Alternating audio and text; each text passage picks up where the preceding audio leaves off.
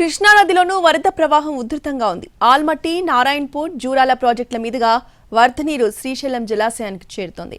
ఆల్మట్టి, నారాయణపూర్, జూరాల ప్రాజెక్టులు గతేడాదితో పోలిస్తే ఈ ఏడాది ముందుగానే నిండిపోయాయి. శ్రీశైలం జలాశయం కూడా ముందుగా నిండే అవకాశం ఉంది. ఆల్మట్టి ప్రాజెక్టు పూర్తి స్థాయి నీటి మట్టం 1705 అడుగులు, ప్రస్తుతం 1698 అడుగులుగా ఉంది. నీటి విలువ సామర్థ్యం 129 టీఎంసీలు, ప్రస్తుతం 97.810 టీఎంసీలు నీళ్లున్నాయి. ఇన్ఫ్లో 1,15,000 క్యూసెక్లుంటే అవుట్ఫ్లో 1,50,000 క్యూసెక్లుగా ఉంది. గతేడాది ఇదే సమయానికి ఆల్మట్టిలో 1681 అడుగుల నీటి మట్టం ఉండేది. 45 టీఎంసీల నీరు నిల్వ ఉండేది. ఇన్ఫ్లో 22,569 క్యూసెక్లు ఉంది.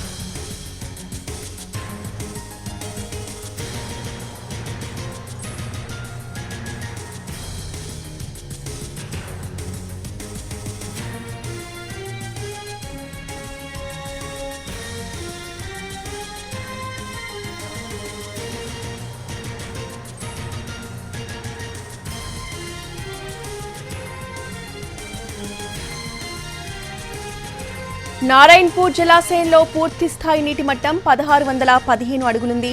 ప్రస్తుతం 1613 అడుగుల నీరు ఉంది.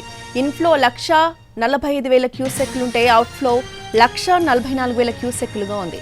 నీటి నిల్వ సామర్థ్యం 37.64 టీఎంసీలు, ప్రస్తుతం 36.72 టీఎంసీలున్నాయి. గతేడాది ఇదే సమయానికి నీటి మట్టం 1,597 అడుగులుండేది. 17.32 టీఎంసీల నీరు నిల్వ ఉండేది. ఇన్ఫ్లో 63,000 క్యూసెక్లుండేది.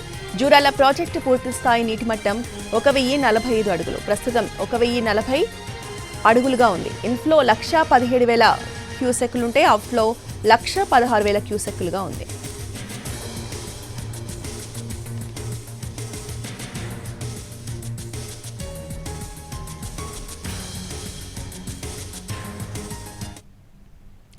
తెలుగు రాష్ట్రాలకే విద్యుత్ వెలుగులు, సాగు, తాగునీరు అందించడంలో శ్రీశైలం ప్రాజెక్టు కీలక పాత్ర. శ్రీశైలం జలాశయానికి భారీగా వరద నీరు కొనసాగుతోంది. ఇన్ఫ్లో 1,53,422 క్యూసెక్లుంది. పూర్తి స్థాయి నీటి మట్టం 885 అడుగులు కాగా ప్రస్తుతం 831.30 అడుగులుగా ఉంది. పూర్తి స్థాయి నీటి నిల్వ 215.8070 టీఎంసీలుంటే ప్రస్తుతం 50.8536 టీఎంసీలుంది. తుంగభద్ర జలాశయం గేట్లు కూడా ఎత్తితే ఇన్ఫ్లో 2 లక్షలకు పైగానే పెరుగుతుంది. అంటే రోజుకు కనీసం 20 నుంచి 25 టీఎంసీల నీరు శ్రీశైలం జలాశయానికి చేరే అవకాశం ఉంది.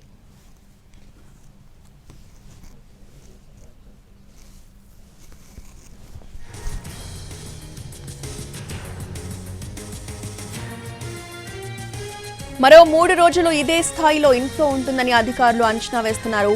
100 టీఎంసీలు శ్రీశైలం జలాశయానికి చేరుతుందని అంచనా.